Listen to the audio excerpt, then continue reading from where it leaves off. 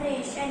Water vapor அதாவது நீராவி மேல ஆயிரத்துமானோ கொஞ்சம் வாட்டர் டிராப்லெட்ஸா மாறும். இந்த வாட்டர் டிராப்லெட்ஸோட டஸ்ட் பெட்டல்ஸ் வந்து ஒரு ராக் கிளவுட்ல சேஞ்ச் ஆகும். இந்த process name condensation. And then rock clouds கூட water droplets heavier வேகமாகவே மூவ் பண்ணுவாங்க.